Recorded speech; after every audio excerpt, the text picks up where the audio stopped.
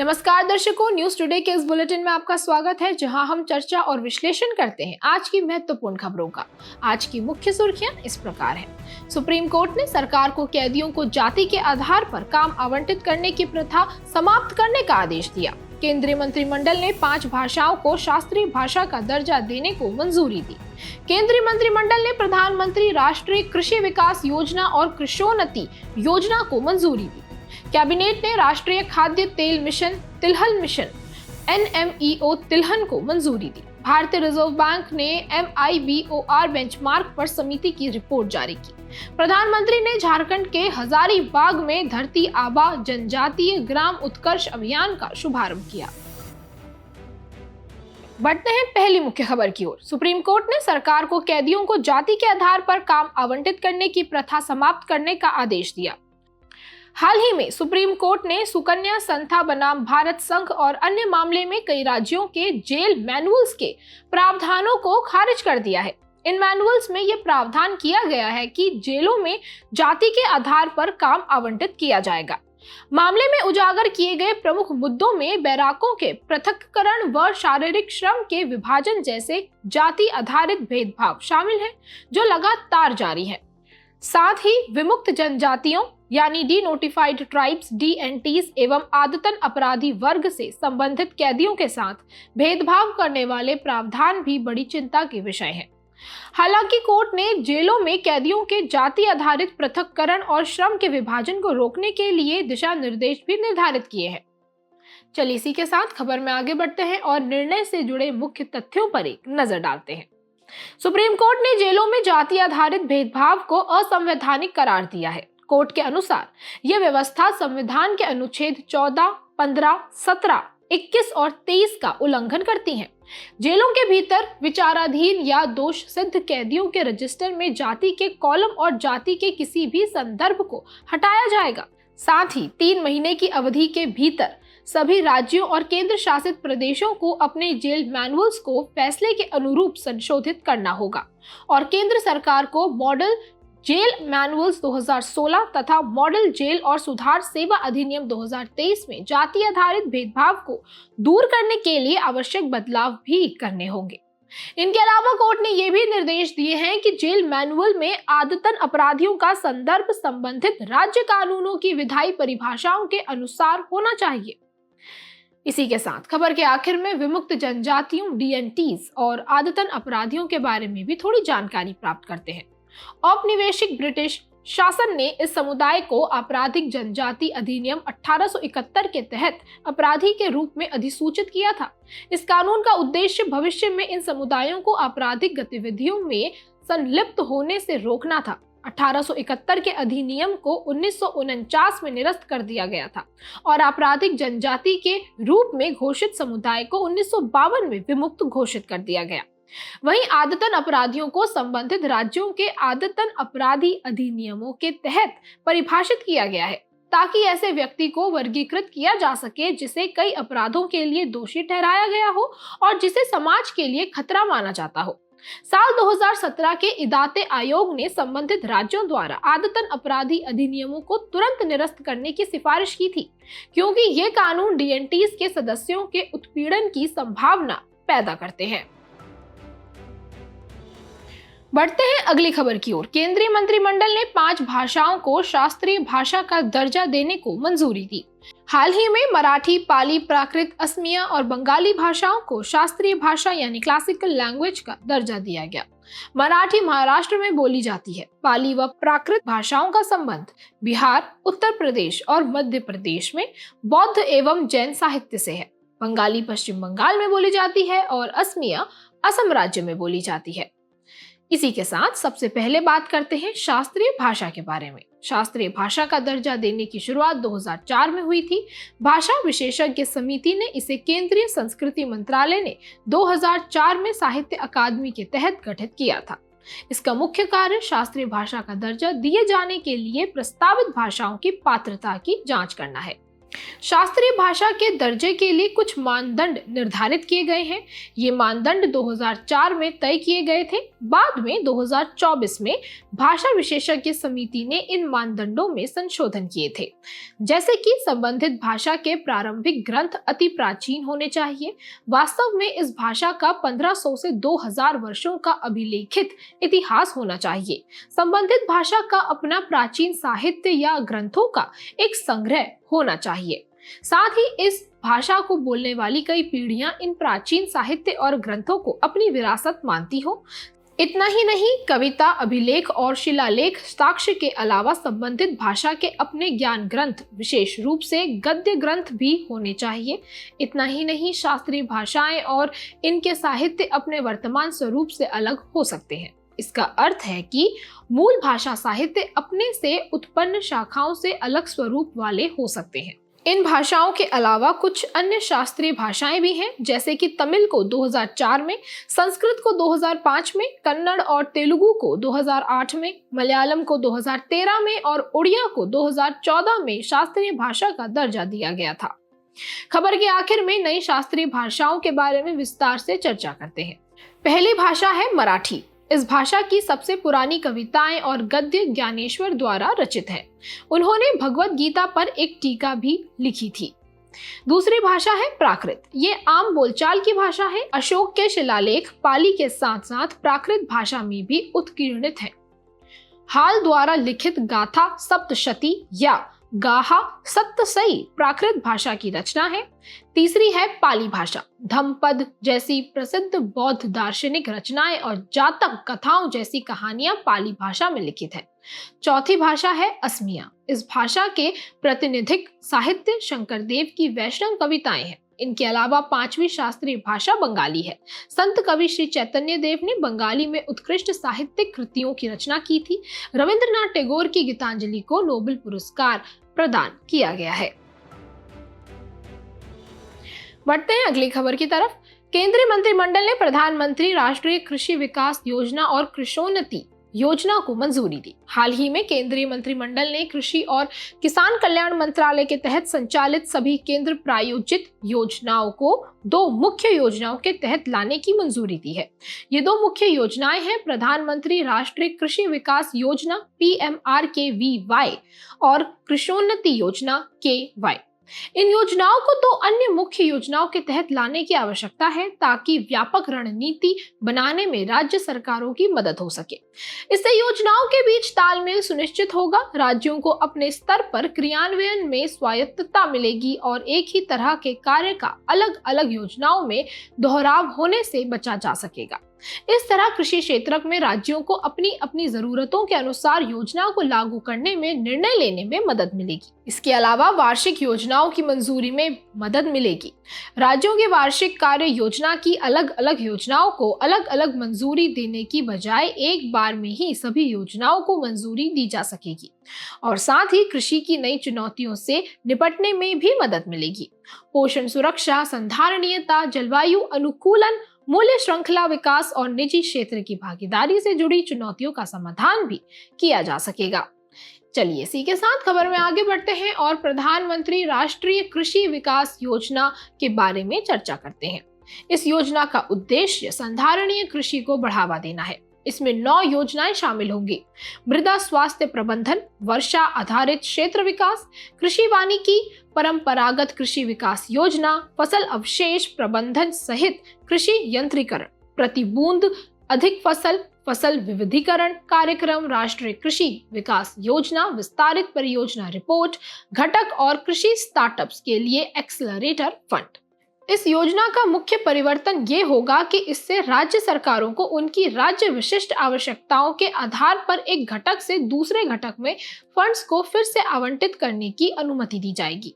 इसके बाद अब नजर डालते हैं कृषोन्नति योजना KY पर। इसका उद्देश्य भारत में खाद्य सुरक्षा और कृषि क्षेत्र में आत्मनिर्भरता प्राप्त करने में मदद करना है। इसमें राष्ट्रीय खाद्य सुरक्षा और पोषण मिशन, डिजिटल कृषि मिशन जैसे 9 घटकों को शामिल किया गया है। इसके एक घटक mission organic value chain development for north eastern region में बदलाव किए जाएंगे। इससे पूर्वोत्तर राज्य अपनी महत्वपूर्ण चुनौतियों से निपटने के लिए योजना को अपने तरीके से लागू भी कर सकेंगे। रुख करते हैं अगली खबर का। कैबिनेट ने राष्ट्रीय खाद्य तेल मिशन तिलहन मिशन NMEO तिलहन को मंजूरी दी। राष्ट्रीय खाद्य तेल मिशन तिलहन मिशन यानी NMEO तिलहन का उद्देश्य घरेलू तिलहन उत्पादन को बढ़ावा देना, खाद्यान्न में आत्मनिर्भरता प्राप्त करना और किसानों की आय में वृद्धि करना है। फिलहाल भारत की खाद्य तेलों की घरेलू मांग में आयात की हिस्सेदारी 57% है। इस मिशन का फोकस प्रमुख प्राथमिक तिलहन फसलों जैसे कि रैपसीड, सरसों, मूंगफली, सोयाबीन, सूरजमुखी और तिल का उत्पादन बढ़ाना है और सेकेंडरी सोर्सेज जैसे कि कपास के बीज, चावल की भूसी और वृक्ष जनित तेल से संग्रहण एवं निष्कर्षण दक्षता में बढ़ोतरी करना है। ऐसे में इसकी अप्रोच क्या होगी, ये भी देखते हैं।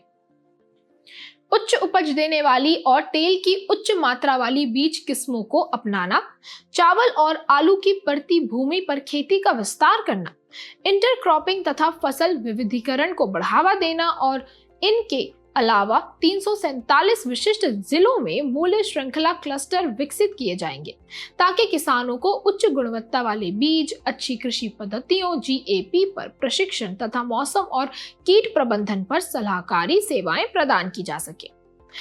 चलिए अब ये समझते हैं कि गुणवत्तापूर्ण बीजों की समय पर उपलब्धता कैसे सुनिश्चित की जाएगी।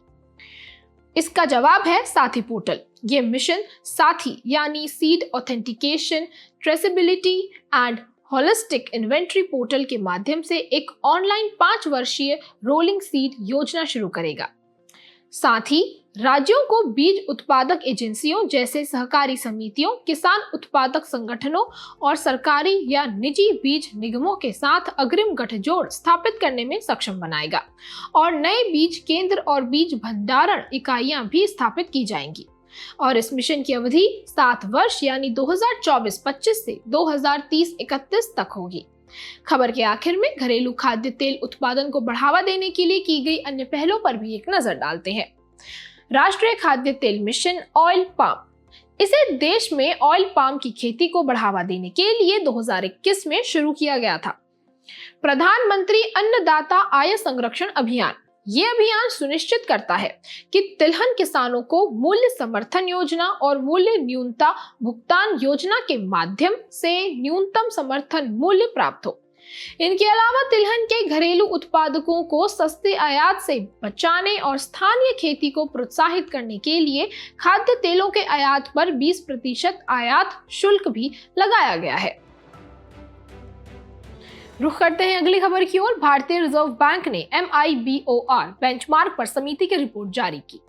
हाल ही में RBI ने Mumbai interbank outright rate MIBOR benchmark पर गठित समिति की रिपोर्ट जारी की है। इस रिपोर्ट में MIBOR की गणना की पद्धतियों में महत्वपूर्ण बदलावों की सिफारिश की गई है। साथ ही समिति ने अधिक लोकप्रिय डेरिवेटिव प्रोडक्ट्स के लिए एक नया सुरक्षित मुद्रा बाजार बेंचमार्क अपनाने का प्रस्ताव किया है। खबर की बेहतर समझ के लिए चलिए सबसे पहले MIBOR क्या है, इसे समझने का प्रयास करते हैं। यह ब्याज दर का एक बेंचमार्क है। इस ब्याज दर पर कोई बैंक भारतीय इंटरबैंक बाजार में किसी अन्य बैंक से बिना कोलेटरल यानी जमानत के धन उधार लेता है। इसे पहली बार 1998 में नेशनल स्टॉक एक्सचेंज NSE ने शुरू किया था। इस बेंचमार्क ब्याज दर की गणना और प्रकाशन financial benchmark India private limited FPIL द्वारा प्रतिदिन किया जाता है। वर्तमान में इस ब्याज दर का निर्धारण नेगोशिएटेड डीलिंग सिस्टम यानी NDS कॉल सिस्टम में पहले घंटे में किए गए कारोबार के आधार पर किया जाता है। वहीं MIBOR की मौजूदा पद्धति की कमियों की अगर बात करें तो कॉल मनी मार्केट के केवल कुछ कारोबार यानी मुद्रा बाजार के दैनिक कारोबार के केवल 1% के आधार पर ब्याज दर निर्धारित होती है। इतना ही नहीं, कॉल मनी मार्केट के आंशिक कारोबार पर आधारित होने के कारण MIBOR में अधिक उतार चढ़ाव का जोखिम बना रहता है। ऐसे में MIBOR समिति की तरफ से कुछ सिफारिशें भी की गई हैं। पहली सिफारिश है MIBOR की गणना पद्धति में बदलाव। पहले घंटे की बजाय पहले 3 घंटों के कारोबार के आधार पर बेंचमार्क ब्याज दर निर्धारित की जानी चाहिए। इससे MIBOR कॉल मनी मार्केट में अधिक लेन देन का प्रतिनिधित्व कर सकेगा। इससे बेंचमार्क ब्याज दर की विश्वसनीयता भी बढ़ेगी। अगला है सिक्योर्ड मुद्रा बाजार पर आधारित बेंचमार्क। FBIL सिक्योर्ड मुद्रा बाजार पर आधारित बेंचमार्क विकसित और प्रकाशित करेगा। इसे सिक्योर्ड ओवरनाइट रूपी रेट यानी SORR कहा जाएगा। ये बेंचमार्क दर बास्केट रेपो और try party repo TREP segments के पहले 3 घंटों के कारोबार के आधार पर निर्धारित की जाएगी। चलिए इसी के साथ खबर के आखिर में कॉल मनी मार्केट और ट्राई पार्टी रेपो यानी ट्रैप के बारे में भी थोड़ी जानकारी प्राप्त करते हैं। कॉल मनी मार्केट एक वित्तीय बाजार है। यहाँ वित्तीय संस्थान और बैंक अल्पकालिक जरूरतों के लिए धन उधार लेते व देते हैं। वहीं ट्राई पार्टी रेपो यानी TREP की बात की जाए तो ये एक प्रकार का रेपो यानी रीपर्चेज एग्रीमेंट अनुबंध है। इसमें कोई तीसरी संस्था रेपो लेन देन के 2 पक्षों के बीच मध्यस्थ के रूप में कार्य करती है। ये तीसरी संस्था लेन देन की पूरी अवधि के दौरान कोलेट्रल का चयन, भुगतान व निपटान, कस्टडी और प्रबंधन जैसी सेवाएं प्रदान करती है। बढ़ते हैं अगली खबर की ओर। प्रधानमंत्री ने झारखंड के हजारीबाग में धरती आबा जनजातीय ग्राम उत्कर्ष अभियान DAJGUA का शुभारंभ किया। इस योजना का नाम बिरसा मुंडा के अन्य नाम धरती आबा पर रखा गया है। ये एक जनजातीय नेता थे जिन्होंने ब्रिटिश साम्राज्य का विरोध किया था और उलगुलान आंदोलन का नेतृत्व भी किया था। चलिए इस अभियान के बारे में थोड़ी विस्तार से चर्चा करते हैं। इसे मूल रूप से प्रधानमंत्री जनजातीय उन्नत ग्राम अभियान PMJUGA जुगा के रूप में तैयार किया गया है। यह योजना जनजाति बहुल गांवों में मूलभूत योजना परिपूर्णता के लिए एक पैकेज है। इस योजना का उद्देश्य लगभग 63,000 जनजातीय गांवों में सामाजिक अवसंरचना, स्वास्थ्य, शिक्षा और आजीविका विकास में विद्यमान बड़ी कमियों को दूर करना है। साथ ही 30 राज्यों और केंद्र शासित प्रदेशों के 5 करोड़ से अधिक जनजातीय लोग इस योजना के लाभार्थी होंगे और इस अभियान के तहत अगले 5 वर्षों में 17 मंत्रालयों के समन्वित प्रयासों से 25 योजनाओं पर ध्यान केंद्रित किया जाएगा। इसके वित्त पोषण की बात की जाए तो इसे केंद्र और राज्यों के बीच साझा किया जाएगा। 5 वर्ष यानी 2024-25 से 2028-29 तक ये अभियान चलेगा और इसकी निगरानी के लिए PM गतिशक्ति पोर्टल का लाभ भी उठाया जाएगा। इसी के साथ खबर के आखिर में एक नजर डालते हैं भारत की जनजातीय आबादी पर। 2011 की जनगणना के अनुसार देश की आबादी में लगभग 8.6% हिस्सा जनजातीय आबादी है। भारत के संविधान के अनुच्छेद 342 के तहत 730 से अधिक अनुसूचित जनजातियां अधिसूचित है। इन अधिसूचित जनजातियों को कम शिक्षा, खराब स्वास्थ्य, विकास परियोजनाओं के कारण विस्थापन आदि जैसी चुनौतियों का सामना करना पड़ता है, जिस वजह से इनका सशक्तिकरण करना आवश्यक है और इसके लिए कुछ पहले भी शुरू की गई हैं, जैसे कि प्रधानमंत्री आदि आदर्श ग्राम योजना, आदिवासी महिला सशक्तिकरण योजना आदि। चलिए बढ़ते हैं हमारे अगले खास सेगमेंट सुर्खियों में रहे व्यक्तित्व की तरफ। हमारे आज के व्यक्तित्व हैं राजा रवि वर्मा। प्रख्यात आधुनिक भारतीय कलाकार राजा रवि वर्मा को 2 अक्टूबर को उनकी पुण्यतिथि पर याद किया गया।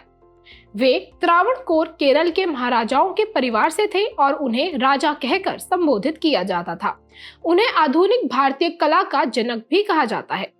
इनके प्रमुख योगदानों की बात करें तो उन्होंने तैल चित्रण और यथार्थवादी जीवन अध्ययन की पश्चिमी कला में निपुणता प्राप्त की थी। इसके साथ ही उन्होंने भारतीय पौराणिक कथाओं के विषयों पर आधारित चित्रों में रामायण और महाभारत जैसे लोकप्रिय महाकाव्यों के प्रकरणों को चित्रित किया है। इनकी सर्वाधिक प्रसिद्ध कृतियों में दमयंती हंस से बात करती हुई, शकुंतला दुष्यंत की तलाश में, नायर महिला अपने बालों को सजाती हुई तथा शांतनु और मत्स्यगंधा का नाम शामिल है। 1904 में तत्कालीन वायसरॉय लॉर्ड कर्जन ने ब्रिटिश सम्राट की ओर से उन्हें केसरे हिंद स्वर्ण पदक से सम्मानित किया था। इस पुरस्कार के लिए दिए गए प्रशस्ति पत्र में उनके नाम के आगे पहली बार राजा पद उत्कीर्ण किया गया था। हम श्री राजा रवि वर्मा जी से सांस्कृतिक राष्ट्रवाद, सौंदर्य संबंधी उत्कृष्टता, मानवतावाद आदि जैसे जीवन मूल्य सीख सकते हैं। बुलेटिन के आखिर में अब बढ़ते हैं आज की संक्षिप्त सुर्खियों की तरफ। हाल ही में केंद्रीय औषधि मानक नियंत्रण संगठन CDSCO अंतर्राष्ट्रीय चिकित्सा उपकरण विनियामक फोरम IMDRF का एफिलिएटेड सदस्य बन गया है। CDSCO केंद्रीय स्वास्थ्य एवं परिवार कल्याण मंत्रालय के तहत कार्य करता है। भारतीय थल सेना ने 100 आकाश तीर वायु रक्षा प्रणालियों की खरीद का कार्य पूरा कर लिया है। ये उन्नत वायु रक्षा नियंत्रण और रिपोर्टिंग प्रणालियां ADCRS हैं। ये मिसाइल और रॉकेट हमलों जैसे हवाई खतरों से देश की सुरक्षा करने में महत्वपूर्ण एसेट्स के रूप में कार्य करेंगी।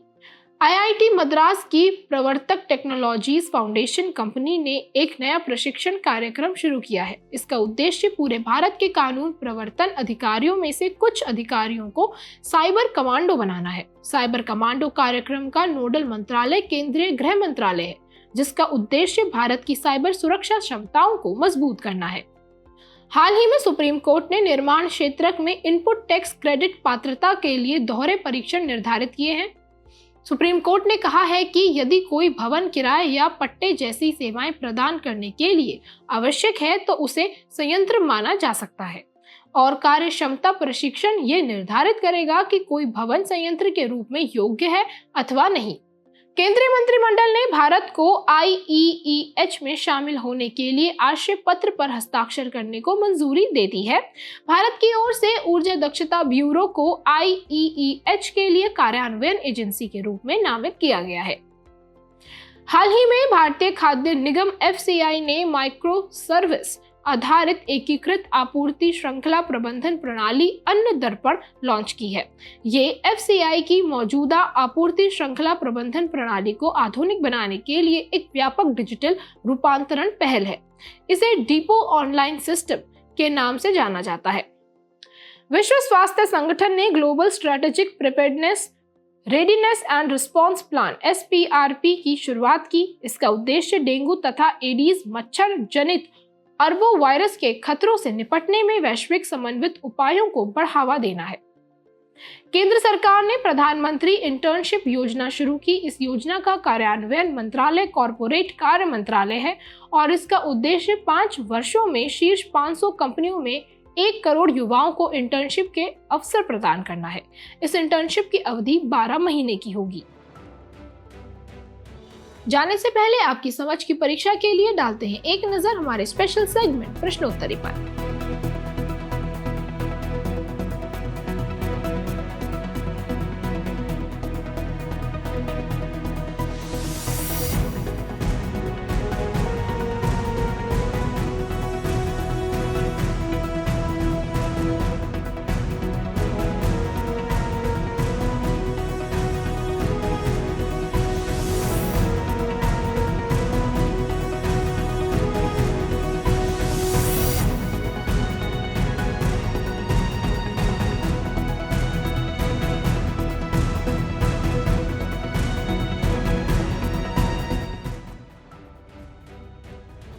हमसे जुड़ने के लिए आपका धन्यवाद। उम्मीद है न्यूज टुडे का ये बुलेटिन आपको पसंद आया होगा। न्यूज टुडे की PDF को डाउनलोड करने के लिए और आज के क्विज के उत्तर के लिए डिस्क्रिप्शन में दिए गए लिंक्स पर क्लिक कीजिए।